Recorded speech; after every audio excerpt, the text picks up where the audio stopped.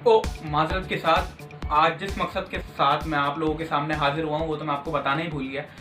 तो जनाब हाजरीन, आज मैं आप लोगों को कुछ ऐसी चीज़ें बताऊंगा जिससे आप बहुत फ़ायदा हासिल कर सकते हैं। जैसे कि अभी आपने देखा, मैंने स्प्रे उठाया और स्प्रे को करा। ये करने का मकसद क्या था? आप लोग एक वबाई अमराज जो आजकल पूरी दुनिया में फैला हुआ है, जो तेज़ाब की तरह फैलता जा रहा है, नस्ल दर नस्ल, नस्ल दर नस्ल, जिसके बारे में आप यकीनन बहुत दिनों से मीडिया पर और अपने अहलो अयाल से सुन रहे होंगे कि ये वायरस ऐसा वायरस है जो कि आम वायरस नहीं जो 1 से 2 में फैले। ये ऐसा वायरस है जो 1 में 10 लोगों में फैलता है और फिर 10 से हज़ारों में, और हज़ारों से इसकी तादाद आप देख रहे हैं कि लाखों में चली गई है। तो इस वबाई अमराज से बचने के लिए यकीनन सब अपनी अपनी तरफ से कुछ ना कुछ इसमें ऐड करते जा रहे हैं, लेकिन आज जो चीज़ मैं आपको बताने जा रहा हूँ वो आपके घर वालों के लिए, आपके अपने लिए वो चीज़ इतना मुफीद साबित होगी कि आप कमेंट करके उस पर बाद में राय ज़रूर दिएगा।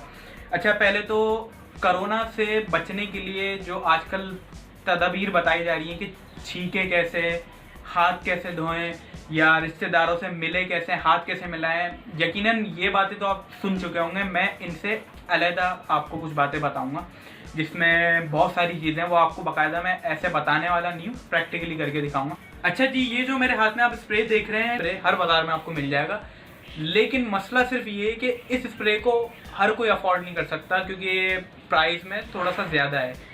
तो इस स्प्रे को बनाने का तरीका जो 2 स्टेप पे मुश्तमिल है, मतलब बहुत ही आसान तरीका, सिर्फ 2 चीज़ों से बनकर स्प्रे तैयार हो जाता है। जब ये स्प्रे बन गया तो ये तमाम जरासीम मार सकता है, सिर्फ कोरोना ही नहीं बल्कि आपके जो दीगर अमराज जो घर में दाखिल हो जाते हैं उन्हें भी साफ कर देता है। और इसके अलावा इस स्प्रे को इस्तेमाल करने का तरीका है कि देखें, मसला ये नहीं है कि हम इसको बना लें, बनाना तो बहुत ही आसान है, लेकिन इसको इस्तेमाल किस तरीके से करना है। तो आप हमारे साथ जुड़े रहिए और आइए आगे अब इसको आपको बाकायदा प्रैक्टिकली करके सारी चीज़ें दिखाते हैं। तो हमारे साथ जुड़े रहिएगा।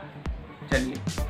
अच्छा जी, तो जिस तरीके से मैंने आपको कहा था कि स्प्रे बनाएंगे तो स्प्रे के लिए 2 चीज़ें चाहिए, एक तो पानी और दूसरा ये क्लोरीन की गोली। अच्छा, ये जो गोली है इसकी खासियत ये है कि ये इतनी सी गोली 2.5 लीटर की बोतल में आप बना सकते हैं आसानी, और ये गोली आपको किसी भी केमिकल की दुकान पर 50 या मुश्किल से 60-70 रुपए की गोली आपको आराम से मिल जाएगी।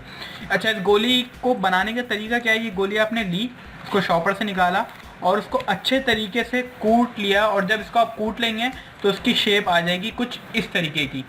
जब इस तरीके की इसकी जब शेप आ जाएगी तो इसको पानी में मिक्स करना बहुत ही आसान है। तो आपने पानी में मिक्स करने के लिए पहले तो इतनी बड़ी बोतल आपको लेनी है जो कि 2.5 लीटर की हो, और जो कि बिल्कुल ही आसानी से आपके घर में मौजूद होती है, पेप्सी या कोक किसी भी चीज़ की बोतल हो, वो 2.5 लीटर की होनी चाहिए। और उस 2.5 लीटर में आपने इस तरीके से उसको क्लोरीन को डाल देना है। जब ये डल जाए इस तरीके से आराम से वही हाथ धोएं, प्रॉपर हाथ धोने के बाद से, मतलब अभी तो मैंने पानी इतना रखा है, लेकिन आपने पानी यहाँ तक भरना है। यहाँ तक पानी भरने के बाद इसे प्रॉपर तरीके से आपने मिक्सअप करना है।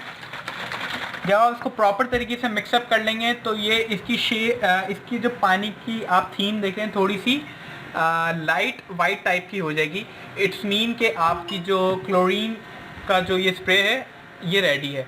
अच्छा, ये स्प्रे रेडी होने के बाद आप जो है वो जो हमने आपको बोतल दिखाई थी, जो स्प्रे की बोतल थी, उसमें ये डाल कर आप ये स्प्रे प्रॉपर तरीके से कर सकते हैं। तो ये तो था स्प्रे बनाने का तरीका। आइए अब आपको बाकी चीज़ें प्रैक्टिकली करके दिखाते हैं। अच्छा, तो आपने देखा हमने स्प्रे किस तरीके से बनाया। ये वही स्प्रे जो आपने दीगर बड़े बड़े ममालिक में देखा है जिन्होंने कंट्रोल हासिल कर लिया है कोरोना पे, जिसमें चाइना है। उन ममालिक में जो आपने देखा है जो स्प्रे हो रहा है गलियों में, सड़कों पे, घरों में जाके, यहाँ तक कि हर जगह जो स्प्रे हो रहा है वो सिर्फ, उसमें कोई रॉकेट साइंस नहीं है, उसमें कोई बनाने के लिए आपको कोई 10-12 चीज़ें नहीं चाहिए। तो अब इसी के साथ बगैर कोई वक्त ज़ाया किए अब ये स्प्रे कहाँ किस तरीके से मारना है, जो कि हमारा तैयार हो चुका है देसी टोटके के बिना पर, उसको मारना किस तरीके से, आइए आप हमारे साथ रहिए, हम आपको बाकायदा प्रैक्टिकली करके दिखाएंगे। चलिए। अच्छा, जो ये आप जो स्प्रे देख रहे हैं ये मार्केट में आसानी से अवेलेबल है, लेकिन हमने जो स्प्रे बनाया है वो उसके मुकाबले बहुत अच्छा है, तो वो वाला इस्तेमाल करें। और अगर आप चाहें तो ये भी इस्तेमाल कर सकते हैं, लेकिन जो हमने बनाना सिखाया है वो बहुत ही आसान है, तो वो इस्तेमाल करें तो ज़्यादा बेहतर है। اچھا، جیسے ہی آپ صبح اٹھیں تو صبح اٹھتے ہی آپ کو سب سے پہلے اس چیز کا خیال رکھنا ہے کہ آپ جس کمبل میں سوئے تھے اسے پہلے تو پراپر طے کریں. طے کرنے کے بعد اس پہ اچھے طریقے سے اسپرے کریں. اچھا، اسپرے کرنے کا طریقہ کیا ہے یہ آپ ذرا اس میں غور کریے گا کہ اسپرے کرنے کا طریقہ یہ ہے کہ ذرا سا ہاتھ اوپر رکھنا ہے تاکہ اس کا جو اسپرے کا جو ڈایا میٹر ہے وہ تھوڑا بڑھ جائے اور پورے کمبل پہ اچھے طریقے سے اسپرے ہو جائے. اور کمبل کو اچھے طریقے سے پلٹ کر اوپر نیچے سے صحیح طریقے سے آپ نے پورا اسپرے کرنا ہے تاکہ کمبل پورا گیلا ہو جائے. اور اسی طریقے سے آپ نے ایسے ہی تکیوں پر بھی اسپرے کرنا ہے. جس کمبل میں آپ سوئے تھے جس پہ آپ نے اسپرے کرا تھا اس کمبل کو آپ نے کم سے کم 2 گھنٹے صبح دھوپ میں لٹکانا ہے اس طریقے سے تاکہ وہ اس کے جراثیم اچھے طریقے سے مر جائیں.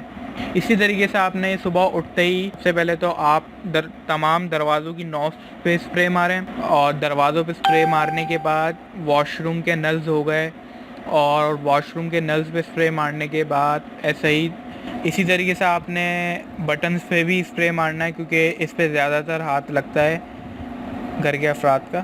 اور بٹنز پہ مارنے کے بعد آپ یہ جو دیکھ رہے ہیں کہ مین گیٹ جو ہے سب سے خطرناک یہی ہے کرونا آنے کا ذریعہ. تو اس پہ آپ نے اچھے طریقے سے اسپرے مارنا ہے اس کے لاک پر اور اس پہ لاک کے ساتھ یعنی اوپر نیچے کر کے صحیح سے اسپرے مار دیں. اور اسے کھولنے کے بعد دوسری سائڈ سے بھی اس طریقے سے تھوڑا سا ہاتھ دور رکھ کے اسپرے مارنا ہے آپ کو. اور اسی طریقے سے آپ نے پورا دروازے کو کور کر.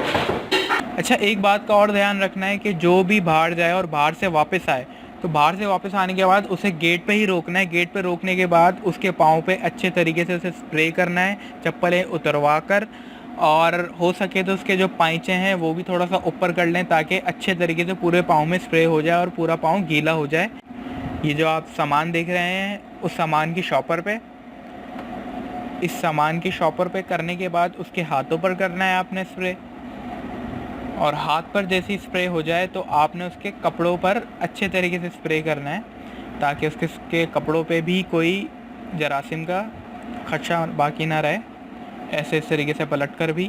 اچھا، ایک بات دھیان میں رکھیں کہ یہ جو ڈامبر ہوتا ہے ڈامبر کے ذریعے کرونا بہت تیزی سے آتا ہے کیونکہ اس پہ لائف 4 دن ہے. تو اس چپلوں پہ بھی اچھے طریقے سے اسپرے کریں تاکہ اس کرونا کا اندیشہ نہ رہے ہو. کیونکہ ظاہر ہے اگر آپ پورا گھر صاف کر لیں اور پورا گھر صاف کرنے کے بعد آپ چپلوں پہ اسپرے نہ کریں صحیح سے تو پھر وہ آپ کی ساری محنت بیکار چلے جائے گی.